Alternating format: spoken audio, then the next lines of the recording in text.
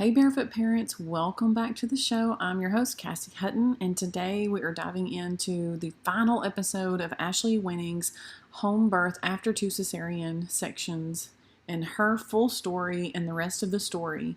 This episode is filled with more amazing information and just the confidence in allowing mindset shifts to take place over birth and childbirth.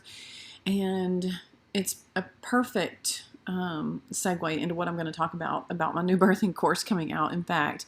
But in this episode, Ashley just shares a lot of how she allowed her mindset to shift into just really not allowing fear to overcome her. She really talks about how at the very beginning of her pregnancy, like 14 weeks in, a crazy early time, that she could feel that her baby was posterior, and that fear almost overwhelmed her. And then the next thing happened, and then the next thing happened, and she finally came to a point where she allowed that fear to just be released, and she stopped worrying. And she really touches on how she was at a conference and she realized that it was not important to worry about baby's position. She realized that her body, and what she said in a previous episode, her body is a powerhouse that is a vessel and a powerhouse that could not be broken open whenever. In that scenario, she was talking about how her body did not respond to an induction, and she allowed that mindset shift to come and say, you know what, it wasn't that my body was broken and didn't respond. It was actually that my body was saying, absolutely not. This is not the right thing for Ashley, and I am not going to give in to this.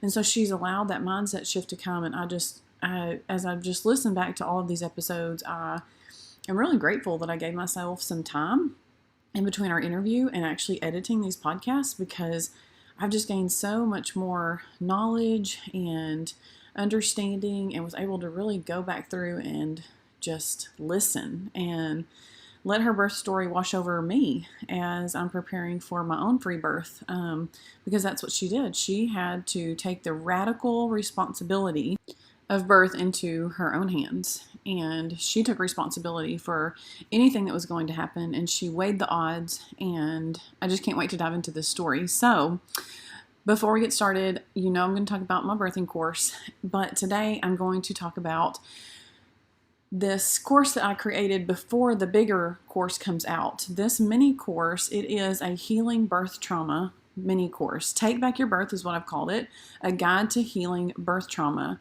And in this mini course, you can actually snag it for free starting January 23rd. If you are signed up on my emails or you follow me at all, I'm going to let you know when this comes out. Normally it's going to be at least $97. It's going to be between $97 to probably $147.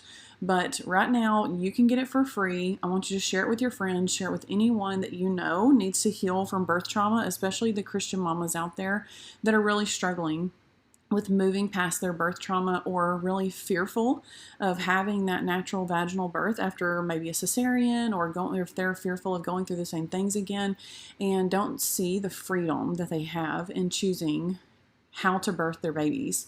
And so this course walks you through mindset shifts, walks you through allowing yourself to grieve over your birth, walks you through taking back your birth and shifting into that empowered mindset. We talk about identity and really just allowing the Holy Spirit to walk you through that valley and seeing the beauty in the valley, really, instead of always wanting to be on the mountaintop.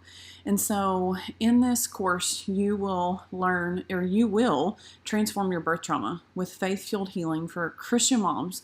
This is your path to confidence, connection, and God's guiding grace. And so here, if this is where you find yourself at, I just want you to picture this in your mind and ask yourself, is this where you're at?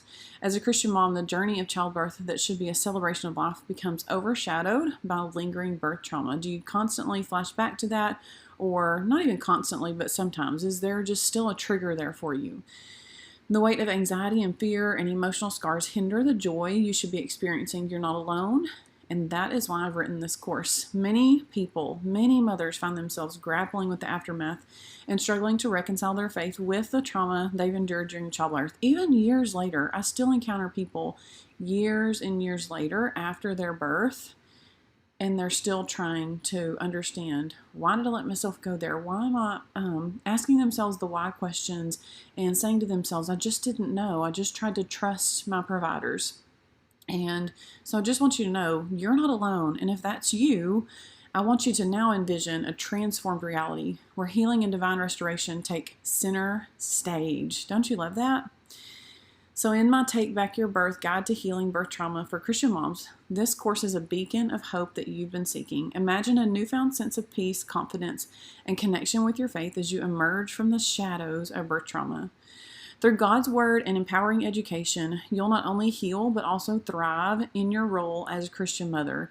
And so this isn't necessarily a course just for moms who want to have more babies. This is even if you're still grappling with the aftermath and you know you're not going to have any more babies. You still need to walk through inner healing.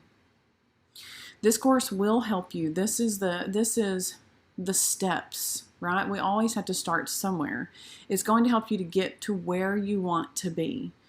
Take the first step towards this transformative journey. My carefully crafted course is your guide weaving together faith and education to navigate the path from trauma to triumph. Embrace a future where childbirth becomes a testament to strength, resilience, and the unwavering support of your faith. Allow what was meant to break you become your breakthrough. I'm going to say it one more time. Allow what was meant to break you become your breakthrough. Join me on this empowering expedition towards healing and rediscover the joy that birth can truly bring. So if you want to know more about that, of course, it's going to be linked in the show notes below.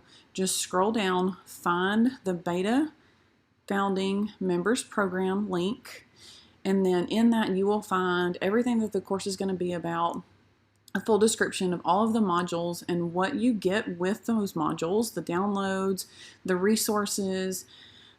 If you're a crunchy mama and you love all things crunchy, there's going to be a whole recipe guide in there, not just for food, but like tinctures and salves, chapsticks, face masks, things that you can use to treat yourself and also your newborn baby so that you are not exposing yourself and your newborn to all these chemicals that are in our system nowadays. So scroll all the way to the bottom of that page if you want to sign up for that and check out all the pricing. You will not get this course for cheaper anywhere else at any other time. And you will also not get the one-on-one and group community setting that you're going to get because I'm only taking a handful of ladies, around 10 ladies to walk through this course with me. And so sign up now, get your seat, so that when I recover from postpartum sometime in late February, we will start walking through this course together. So snag your seat. The time is almost up.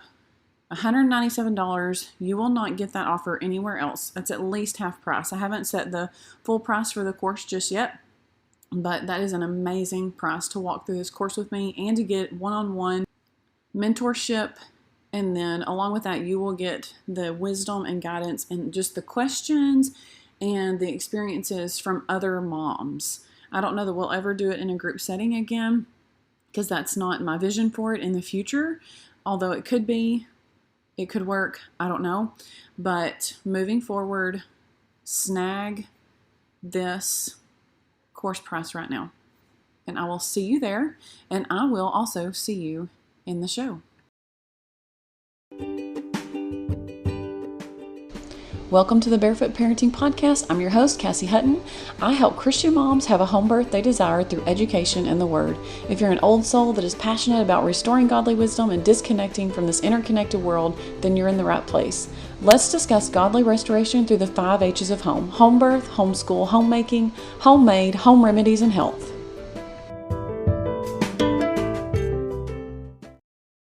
And it sounds like I love that your husband was so supportive, and obviously he didn't want to see you go through what you went through again. And so I mean, that had to make you feel like just like you could really soar and go with it. Just him empowering you in that way.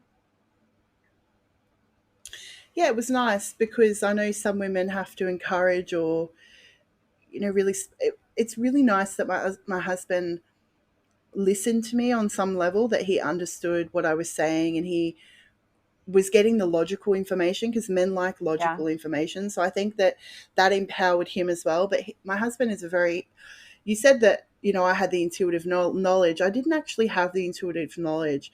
I'm more of a type A personality. So I'm a forward planner thinker, based because I want to control everything, and because I have a lot of anxiety around that.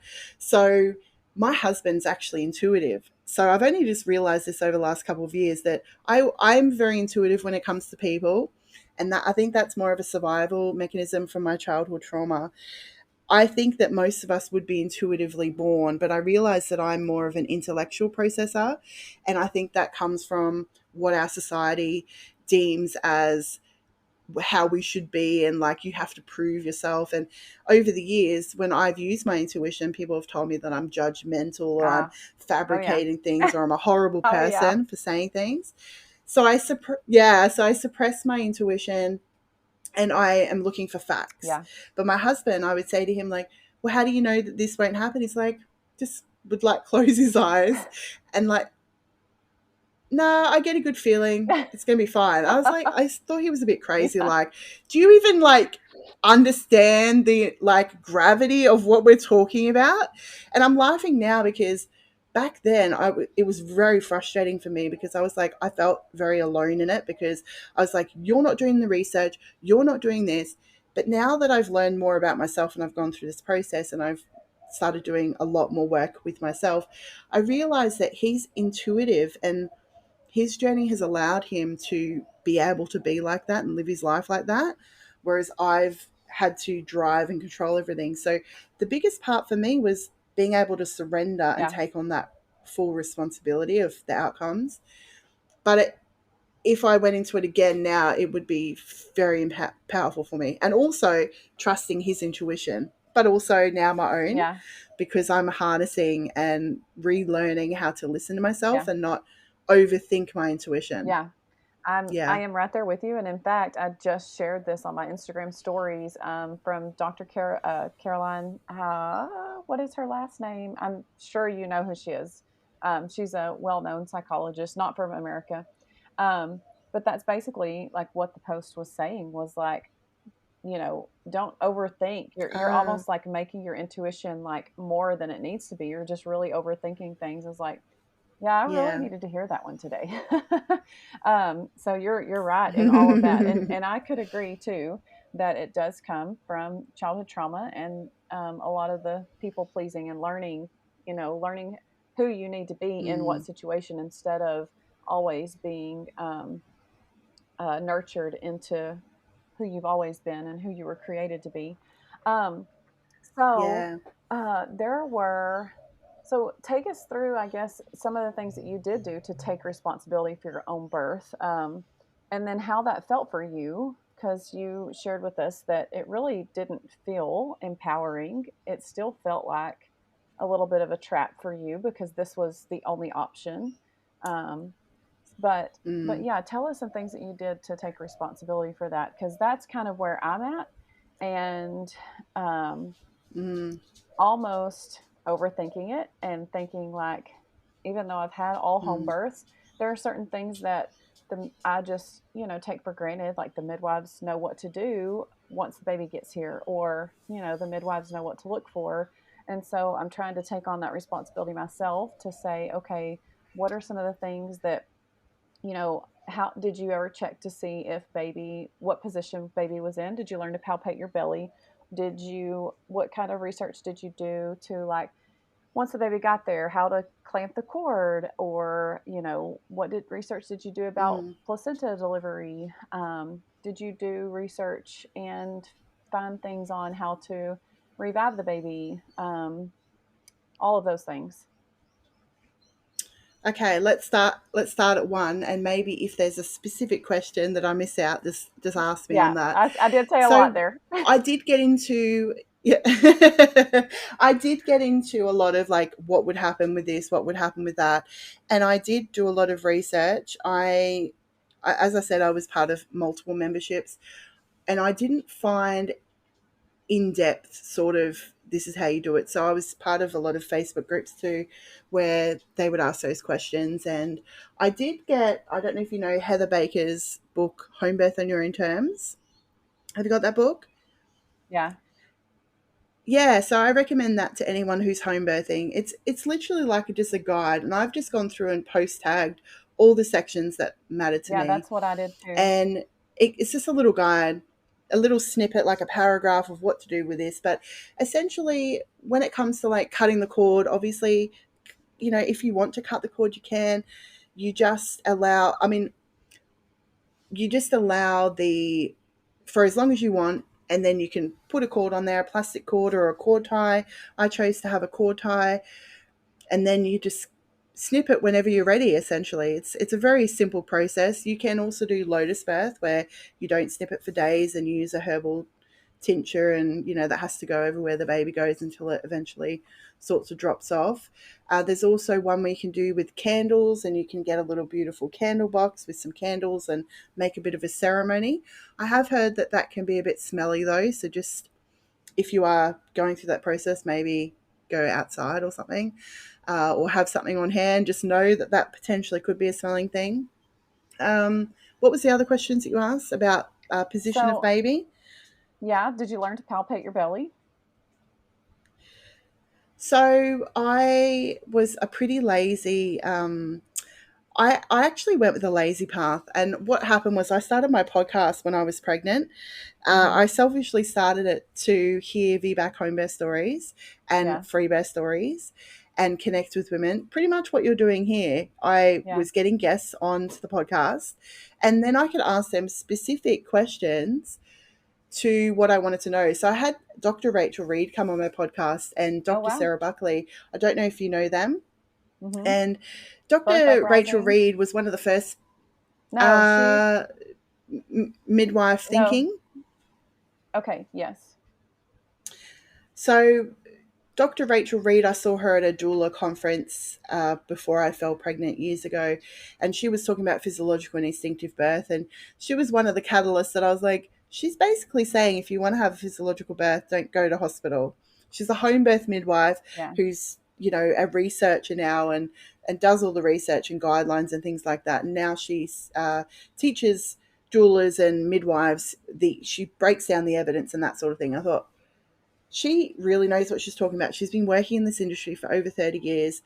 And I interviewed her on my podcast about instinctive and physiological birth. And I learned that in an instinctive physiological birth that we don't need to worry so much about baby's position. We don't need to worry about birthing positions. We just allow the process to unfold the way that it needs to.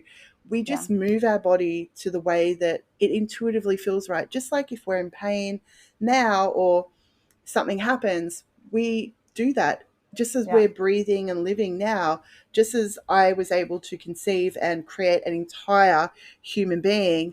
I saw the birthing process as like the easiest part of that whole process because the intricacies of growing an entire human being, that your body's like working and doing all this magical stuff, growing hearts, growing eyes, growing hair. Like, think about it. That's very complex, and yeah, so evacuating the baby at the end is actually the easy part. It's hard for us, yeah, but I mean, from a potentially comfort level, but that's actually the easiest part of the process when you think about it. Nobody kind of sits and goes, now your body's going through this hormone, it's got to do this while you're doing this. We have no idea how it makes a yeah. baby. I mean, that'd be really interesting, but it magically makes a baby. And Hmm. so I deeply trusted in instinctive and physiological birth, which meant that I knew that I had a posterior baby before. But I was still reclining on my lounge because I had a belief that if I have a posterior baby, it's going to come out my vagina. It might be a longer, more maybe painful birth, maybe, but I wasn't willing to sit on birthing balls and go to chiropractors unless I Yeah. needed to and spend Yeah. X, Y, Z. I didn't want to have to do Pilates and that. I mean, if I wanted to go to chiropractor because I had a sore back, yep, I would. But Yeah. I wasn't going to do it just for birthing on that level. The position. And Yeah. by having this deep level, it removed me having to like freak out. That doesn't mean that at Yeah. times I knew I could feel my baby was transverse and I had a freak out at like 14 weeks. Very early. I was like, oh my goodness, I can feel my baby's transverse. And like I posted in a 14? group and home birth mums, I think I was like 14? 14 weeks. Oh my Yeah, gosh. super early. How did But you I feel was, that? yeah, I was, oh, I could feel the kicks. And then I had a ultrasound, I think about 20 weeks. And or maybe it was like around about that time. And it actually, so first of all, I was posting groups, like I can feel these tiny kicks down on the right side of where I was. And people were saying it's probably just gas. And I was like, I don't know. I'm a third time mom. I can feel something. It's like really early.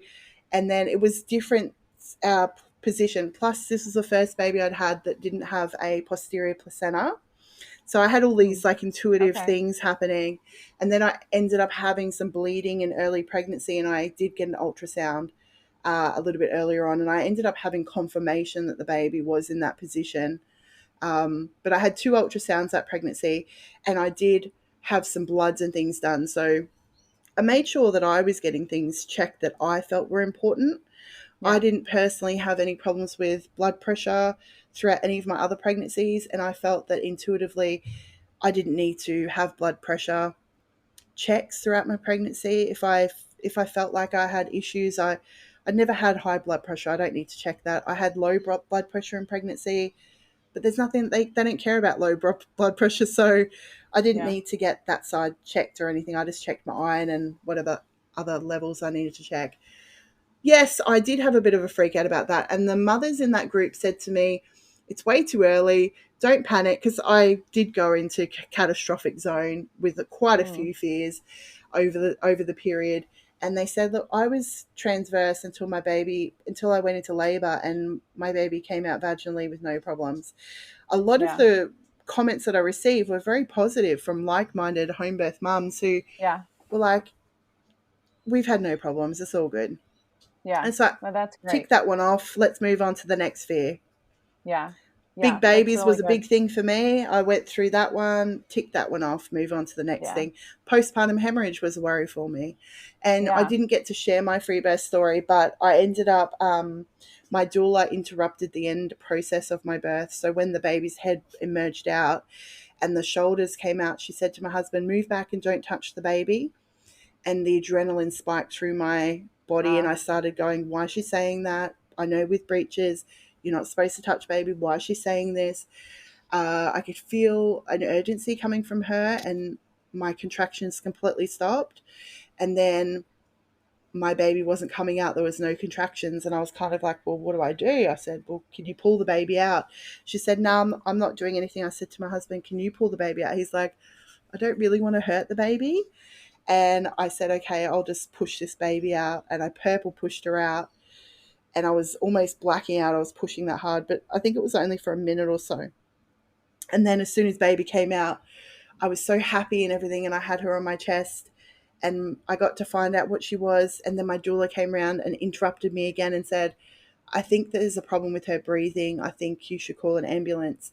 And what I had done by hiring the doula is I was very unsure whether I was going to hire a doula. And I said I felt very comfortable and confident I could vaginally birth, and I probably didn't even need her for the birth. But I was worried about the placenta, and I was worried about postpartum hemorrhage. And Yeah. ironically, I believe she caused those things to happen. Um, so, some people have said, oh, you might have manifested it because it was one of your concerns, but it wasn't something that I ever really thought about. It was just one of those concerns. In my mind, I mitigated the risk by hiring someone who I felt was experienced in that arena. Um, Turns out she caused it. You can't actually, there's nothing you can do to stop the way people behave. I can't help that I react to other people's energies. That's from childhood trauma and who I am, and that's fine. it is what it is. But that ended up meaning I had retained placenta.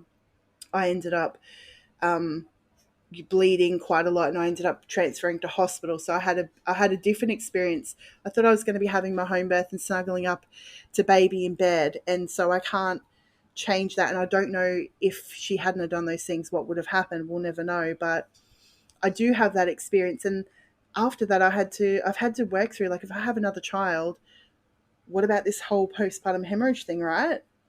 Yeah. What are we going to do about that? And so it's Yeah. really just about understanding. So now I know, I've reset. I do. I'm in Dr. Rachel Reed's midwives course, birth doula course, talking about physiological birth and everything. And I know that for majority of women, it's going to work. And I know that that was a disrupted birth. So I'm all Yeah. about protecting the energy in the space, but also taking on the responsibility, because if you Yeah. outsource your responsibility to somebody else, I allowed her to make that choice for me. It was a recommendation, and if I could go back in time, I would have looked at my baby and said, nah, she's fine. Like, the ambulance cleared her as soon as she came, but perhaps it was always meant to be that I needed to go to hospital. And it ended up being a bit of a healing journey for me as well, because I went to that first hospital that kicked me out, and they treated me really well. So, and I was able to advocate, and I was able to be heard. So that was Yeah. a really positive experience for me. Mm. And unfortunately for VBAC home birth mums, there's a higher transfer rate for us going into hospital as well. So it is something to be mindful of, that there is a possibility of that, and to be prepared for that outcome, that you may need to advocate and know your rights as well. Yeah. And to know the actual statistics, because I believe I was reading on it the other day, and you can correct me if I'm wrong, but uh, see, I probably shouldn't even quote it, because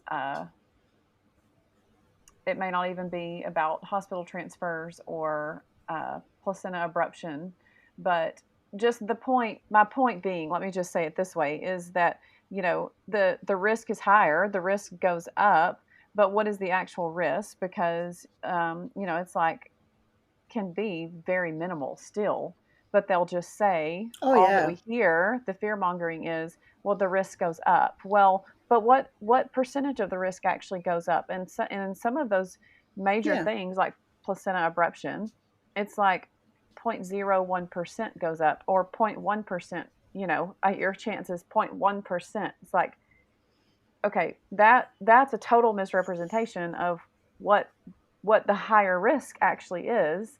And we've just fear mongered doctors, even. I mean, I feel like they're the ones that are fear mongered from a higher standard, and then they're being forced to push those same things onto, moms and families that come into the hospital.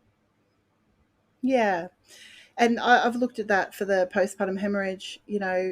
I believe it wasn't like there was no reason for it. There was a reason for it. I think for home birth, postpartum hemorrhages, only a couple of percent of women will experience it, right? Yeah. And I always wanted it still happens to a percentage of people. So we've got to be Yeah. mindful that these things can happen. And one of the things that I did actually say to myself is, no matter what happens, I will lovingly support myself through this process. I don't know what I don't know. I can't see what's in the future. I can only do the best that I think is today, right? So I made a choice to free birth with the support that I chose. I tried to control as much as I could, which was having a transfer plan, blah, blah, blah, having conversations about what my expectations were in birth. I didn't want them to coach me. I didn't want them to interrupt me. Even Yeah. having that conversation, there was still some disruption. You Yeah. can only control a certain amount, and the rest you have to just allow to unfold the way it needs to. But don't, like what I did to myself in my second experience was I ridiculed myself. If only I'd Mm. said no, if only I'd done this, if only I'd known this. And it's giving yourself that loving peace that Yeah. you've done as much as you can without becoming a qualified midwife and attending like 2,000 births. You know what I mean? Yeah. Like, you can only Exactly. know what you can know. And the statistics is sound, like for a smaller, and now, like, but it will still happen to one person. If it happens to you, that's 100%, right? You're the one. Yeah. And so you've got to accept that with birth and life, every time I get in my car, my husband and I were talking about, whether it's safer to fly or get in a car. And then my husband was telling me, like, every day he goes to work, he sees all these, like, car accidents. And I was like, every day you get in the car, you're putting yourself at risk. And then I had my friend's husband's a pilot. And so he was talking about all of the things they have to do, medical tests every year, driving tests, flying tests, the things that they do on the airplanes. And then here's us getting into these huge cars that who knows if they're road safety, drunk drivers, drug drivers, unlicensed, unregistered, like all of these people getting into a car driving like maniacs across the road. We're going into like high risk situations. It's just Yeah. nobody's saying to you, do you know this could be your last day on the road? Because it could Yeah. be. And when you think Yeah. about it, there's probably one person that you've met or have connection with who's been in a car accident. I I have quite a lot of people I know who've been in car accidents, and some people have been seriously injured, and we don't talk about this every day. Yeah. Exactly. It's a great perspective to put it into. Um, if you think of the whole population and how many Yeah, are were seriously injured or death from a car accident, the actual percentage, and then yeah. almost like take that and compare it to the birth percentages to just put it into perspective of like, oh, okay, that helps me really see how many women actually experience these traumatic events um, Mm, due to what they say could happen. Um, so I did have a question on my mind, and now I have lost it. But um, I do want to go back to one thing that you were saying because I am just naturally a teacher by heart, and so I love just teaching and putting all the knowledge out there, and because then whatever speaks to whoever's listening, you just can grab a hold of that one thing out of whatever we say today, and you can take it with you wherever you go. But one thing that I read in the Home Birth on Your Own Terms book about water births, mm, and we know, like, mm, if you've been in this world for a while and you've studied home birth or water birth, um, there's a couple things. Getting in the water can slow your labor down. And so when I got in the water with my first birth, it did. It slowed my labor down. So I like vowed with my second birth, like, I am not getting in the water. Don't touch me with the water. I don't want it at all. Um, and so then just naturally, because that's the way I'd had my babies, I have not birthed in the water. But it is also true that it was our ancestors' way of getting in the water was to relieve pain. And getting in the water is soothing. But also, I love what she brought out in that book. And she says, um, during a contraction, it's putting about 65 pounds of pressure on your cervix. Everything is just pushing down and getting the baby down and opening up your cervix. But when you get in the water, it relieves that amount of pressure tremendously. I don't remember what it relieved it up to. I'd have to read it back again. But if you think mm, about it, you're in the water because you talked about your waters breaking, and the baby even being uncomfortable and it's harder for the baby to move around. mm. And so even with mom being in the water, it actually, we know that it makes us lighter. It makes everything less heavy. And so it actually relieves the amount of pressure being applied to your cervix as well.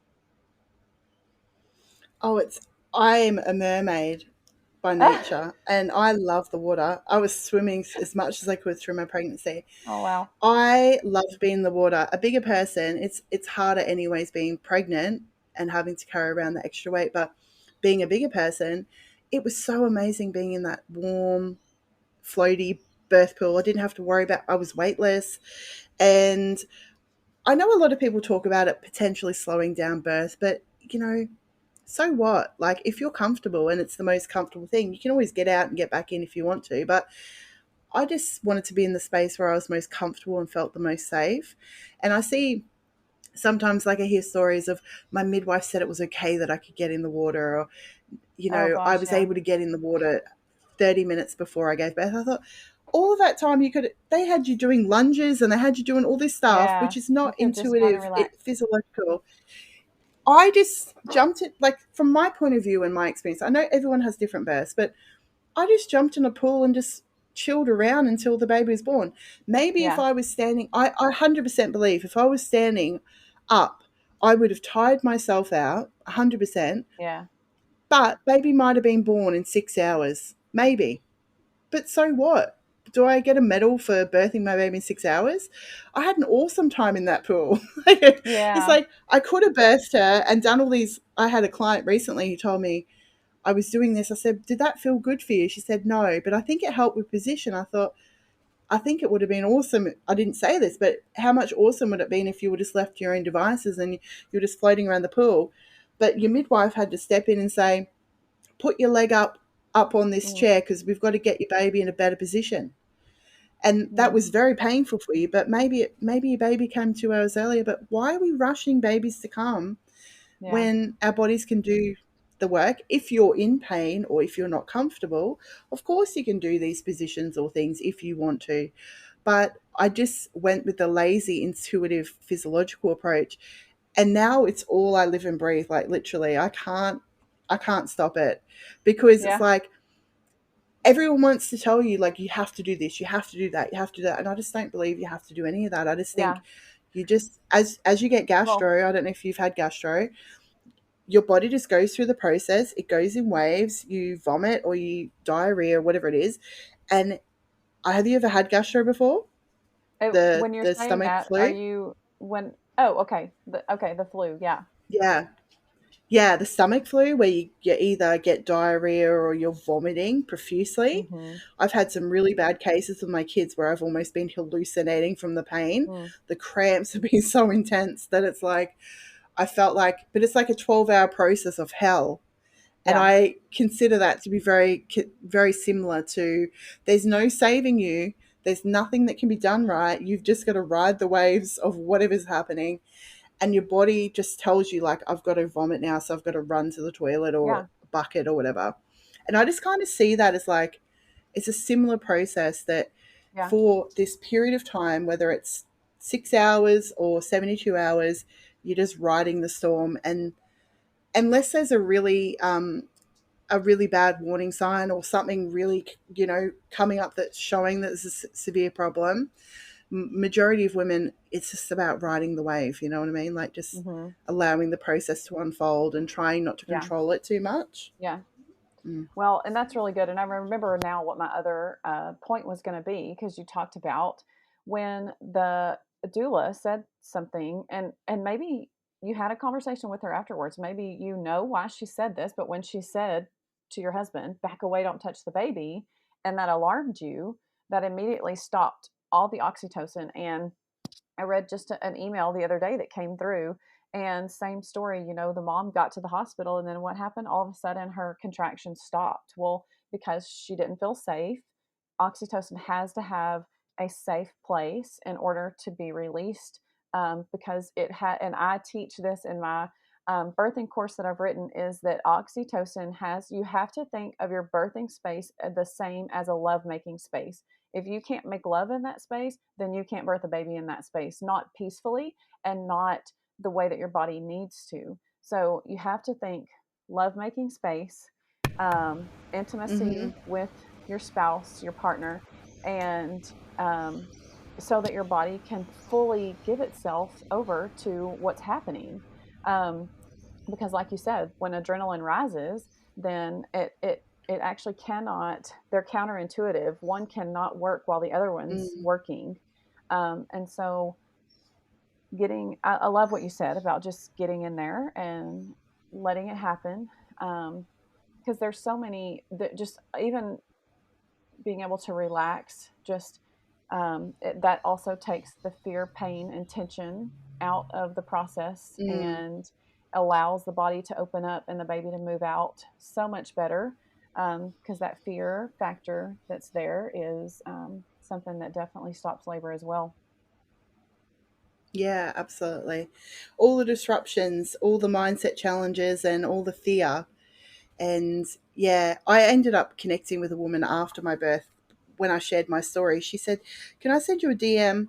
And I said, "Yeah, sure." And she said, "We had similar birth experiences. This is what happened to me. Turned out we had the same doula. What are the Oh, odds?" wow. Similar, Whoa. yeah. She had her a few months before then, and similar situation. Um, so I suspect there was some fear that was, even though we talked about energy and all that, I suspect there was some fear from, I don't know why, but for whatever happened, I never had the conversation with the doula. She did apologize, but I don't actually know why she had said those things, and I never Yeah. had an opportunity to really ask those questions. I think the conversation probably needed to happen a few months later when I had the words to articulate and understand everything that had happened. And yeah, we have not, it was just that one conversation after birth, and that was kind of it. So it's interesting, but it was interesting that person connected to me too, because that was a sign Yeah. and a message. And I kept getting this message of like, everyone is going to sabotage and ruin your birth. So that was another thing that I had to work through. And I'm now in a space of, if I was to have another baby, I would feel safe. I've got connections with midwives. I would feel safe enough to, and I'm allowed to. I think people would support me now that I've got a vaginal birth, but it's navigating. I trust people. I'm working through the trust issues as well. There's a lot of things that my clients that I work with, they've got trust issues because they've been sabotaged or these things have happened. And it's just a matter of, you can't control every single outcome in life. And we have to open ourselves back up again and allow Yeah. the support that we desire or that we feel that we need to. And I would never not have anyone in my space because I had been burned before, in a sense. I Mhm. would Mhm. allow somebody new if I felt they were a right fit, if I felt that I needed that support. Yeah. Yeah. Um okay, so I want to ask you one more question because we were talking about the baby's position. Sure.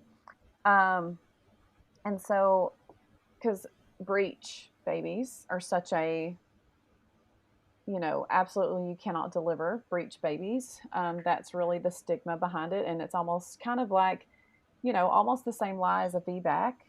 Like, you can't do a VBAC. Like, Yeah. some women don't even know it's an option. I watch Yeah. videos all the time of breech babies being born.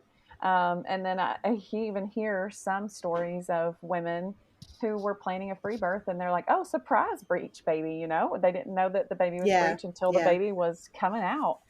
So, what are your thoughts on mamas who might be finding themselves in that position, late term, here they are, 36 weeks, baby's not moving, baby's still breech. Um, Talk to us about that. Breach is one of those things that I had to contemplate myself. And I thought, Yeah. because I didn't get a scan right up and I didn't know what position, I was just going to roll with whatever happened. I surrendered the trust and faith that everything. And that's why when she said, don't touch the baby, the breech thing Mm-hmm. came to me, because I understood how a baby needed to be born breech. So there is Dr. Stuart Fishburne. Have you followed him, Birthing Instincts? He is Uh, an obstetrician who he helps deliver is breech he at also home. Breach Have you Without seen him? Borders? I don't know. Is he on the Breach Yes. Without Oh, Borders he podcast? isn't Breech I think Without Borders. I think he's on all the podcasts. I'm actually going to be interviewing him next month on my oh, podcast. awesome. But he's a huge advocate for supporting women and midwives to birth at home in all capacities, but also the main thing is around breech. And so he's Mm-hmm. really helping facilitate that. So there's a lot of information that he provides, and a lot of, obviously, uh, that what you said was that Breach Without Borders is also a really great resource, or if you want Yeah. to get trained up on that as a professional, that's a really good one to look at. I was happy just to kind of go with the flow. I have three Mm-hmm. friends who have had breech babies, and I had one who had a accidental free birth. So she was planning on having a breech in hospital, and she had an accidental free birth. And I was like, okay, so she's done it, cool. Yeah. And then I had a friend who was planning a C-section breech because they were not supporting her to have a breech, but the obstetrician said to her, actually, she came into labor before the C-section was due, and she said, I'm comfortable supporting you, do you want to do this vaginally? And she was like, Wow. okay, yep, cool. So she had that baby breech. And then Amazing. my very good friend, she had a breech in hospital in a number of hours. It was a couple of hours. She ended up finding a breech specialist in Yeah. where we live, or actually in a different state where she was living. So I think it's about finding a specialist. If you're birthing in hospital, you have to find a specialist because they will freak out. Yeah. They they won't know what to do, and they could cause more Yeah. damage than not. Right. The last I thing you did want is hear that somebody who doesn't know what actually. they're doing. I A really amazing piece of advice that I got, because I kind of was in that mind space of like, you know, not, it was before I was pregnant, but I was just listening to podcasts and or watching breech videos of like just wait and just, you know, just have your baby the way you want it to. But he really did give a good piece of advice, and he said kind of the same thing you did, like, do not just show up to the hospital because they're not trained, so they're gonna be Yeah. surprised and not know what to do, so please don't do that. Yeah, exactly. And you have to know that information because you want to go somewhere where they can actually help you, not cause more of a problem. And so, really understand where you can go in a certain situation for whatever it is that you kind of want as well, because it might be better just to stay home and do it yourself than go somewhere where there's going to be somebody who's literally flipping their lid because they've never attended a breech delivery before. I'm sure they probably have some really good techniques to get you into surgery, maybe, but I don't know how they kind of Yeah. mitigate or manage that. Um, yeah, and there might be some midwives and doulas, potentially. I know worldwide, I know in America, in different states, you can VBAC here, you're not allowed to VBAC here, you're allowed to do this, you're allowed to do that. It's all over the place Yeah. in where you are, and it's Yeah. so different in different states. I don't think that they support it here in Australia. I think that they do, but accidental breaches happen. So if you're not one of those mums who's getting a scan later stage, or if you refuse a scan, as long as the midwife doesn't know about it as well. And this is why I kind of went in with the knowledge of I'd rather not know and just deal with whatever's happening in some instances, Yeah. rather than if I was to know, like if I was having twins, I probably would rather not know, so that Mm. because I probably would chicken out to have a home birth, you know what I mean? Yeah. Now that I've had a free birth, I probably would be fine with it because I've had a vaginal Yeah. birth now. So it's just about your comfort zones and what you're comfortable with. Yeah, that's really good. I appreciate all of that advice that you've given us today. And I think I could definitely talk to you for so much longer and just ask you all the questions and all the things that you went through to get yourself prepared for that free birth after having two traumatic births. But I know that your Mm, story is helping encourage so many women who still just strongly desire that vaginal birth. I have a couple of friends yeah. that they've had two cesareans, and I mean, they just feel so defeated, and they've not been able to find a provider. There is one provider, actually, one of my midwives that delivered three of my four babies. She had a vaginal birth after two cesareans, and she shared her nursing midwife, so midwife in the hospital's information with me. And so she's still practicing. So I do share her information with people. Um, Mm, but, just to encourage women, like you said, to just take a radical responsibility for your own birth. Because talking mm, about intuition on this podcast a lot, but really what we've done there's so much information out there, and we're fed all of this information from out sources. We forget that, mm-hmm, like, no, we're our greatest um, provider, because we can we can go, if you could just stop for a minute and, like, really just listen to your body and think about what's going on, and then rationalize with yourself. Um, you talked about postpartum hemorrhaging after your home birth. um, you know, you were able to get to the hospital on time, and we didn't go mm-hmm, into too much detail of that. But I think for a lot of women, they think like that's just the end of it. If they postpartum hemorrhage, like, there's not going to be enough time to get to the hospital. Not only that, mm, but most people don't even know that midwives have all the medical supplies that they need to stop postpartum hemorrhaging. They have the pitocin to stop the postpartum mm, hemorrhaging. For me personally, I'm looking into tinctures that will help stop postpartum hemorrhaging. Breastfeeding, that's, I mean, let that uterus start contracting again. Um, there's so many just natural things that we can do, but also just Absolutely. we've totally lost that knowledge to just listen to Yeah, ourselves too. we have.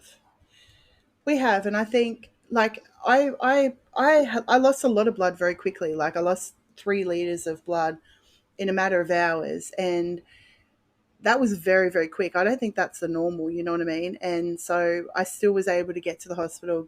It was because my placenta was retained and obviously none of those contractions. But when you can look at it logically, like, well, this, look how dangerous being disrupted is. Look Yeah. how dangerous supporting physiological birth can be. Mm. And for me, it's about protecting that bubble, protecting everything that is physiological, and having access to medical care when that gets disrupted or when things don't work the way that they should work or that they're supposed to work, because things do happen sometimes, you can get disrupted or something can happen. We're not perfect human beings. And I just Yeah. think it's really great that I was able to go and get put under, which was one of my requests. I was so grateful that I was able to be put under, have pain medication, not experience them removing the retained Yeah. placenta, that we Yeah. now have blood transfusion. We're in such a safer society now where a lot of women died from postpartum hemorrhage before because we didn't have access to these certain things, or and in my case I didn't have a midwife who was able to palpitate my stomach, get Mm-hmm. the placenta out, give me the shot at the right time. Apparently, when you do get that shot, the placenta is supposed to come out in a few minutes or very quickly. So my doula told the ambulance to give me that shot, and then my placenta was still stuck inside me. So Mm. that just compounded the issue. And Yeah. there was, when you really understand how it works, you're like, no wonder, no surprise, Yeah. right? And Yeah. Wow. it's really just about trusting and listening to yourself, like you said. Yeah. Well, Ashley, thank you so much for coming on here today and sharing all of your story with us. And I know you have 3 amazing, beautiful babies, and they have all come Yeah. out and are healthy and growing. How old are they? So they're about to turn 9, 7, and 3. My baby's turning 3 soon. I can't believe it. My little free birth baby. But every Yeah. time I look at her or just think about that, I'm like, you were born here in this room. And it was such a special experience for my husband and I. Like, he healed. I think he wasn't able to put words to the experiences, but he bonded so much better with her because he Mm. was the first one to touch her when she was earthside. He Yeah. was the first one to know what she was, a girl. He's articulated, he's been more protective over her as well. Like, he's taken more responsibility for her, and I think it just brought us a lot closer as parents and Yeah. partners. And my older children, they weren't there, but they got to see how birth works and they understand what mummy does now. And they, like, my daughter's like, there's a bit of grieving when it comes to like someone being born surgical birth. She's like, why was I born like that and not got to be born at Yeah. home? And if I have children, I'm going to have a home birth because that's, so it's really beautiful to see. And we homeschool now too. So it's Yeah. like this whole life plan is like unfolding the way that it needed to unfold. And I'm kind of Yeah. following my grandmother, who, not that everyone talks about it, but guess what? I don't even talk to my stepsisters, but they've gone on to have home births, not because of me, Mm. but just Yeah. because of their own choices. I've got a cousin who's home birthing, and all these people in my family lineage or my family are now starting to make these choices too. So I feel Yeah. a change is coming for us, Yeah. and I feel women are coming back to their roots, and That's it feels so really true. good. Yeah. Same here. Mm. All my Thank you so much for sister-in-laws. having me here. Yeah, absolutely. Thanks for reaching out. But yeah, all of my sister-in-laws, they had home births as well, all but one. But Wow. she had Wow. 2 good hospital experiences and natural birth in the hospital. So, yeah, it's been amazing. It's been a fun journey. And so, um, yeah. So tell our guests again where they can reach you and your podcast and your social media accounts and your website if you have a website. Okay. Awesome. So you can find me on Instagram, Ashley L Winning, which is ASHLEY L Winning. And I'll give you all this for the show notes too. Yeah. My website's ashleywinning.com. And my podcast is called the VBAC Home Birth Stories Podcast. So there's expert interviews, real women's stories, and I also share my knowledge just as you do, because I'm a natural teacher too. And it's so much fun getting to basically share that seed of knowledge that we learn that makes us feel so powerful, and be able to share that with other women too, because knowledge is power. It definitely is. Well, thank you again. And yes, we will share all of that information in the show notes below. So please, y'all visit Ashley, go listen to her podcast, and reach out to her, sign up for her email. She has a great email blast that goes out. So thank you again, Ashley. Thank you so much. Thanks for joining me on this episode of Barefoot Parenting. If what you're doing works for you, is healthy for your family, and is growing you in the ways you need to grow, then it's time to step out of the feeling of guilt and shame and wear your Barefoot Mama badge proudly. Remember, barefoot parents are doing things differently, so be encouraged today. If you're feeling the pushback in your parenting style, you're doing something right.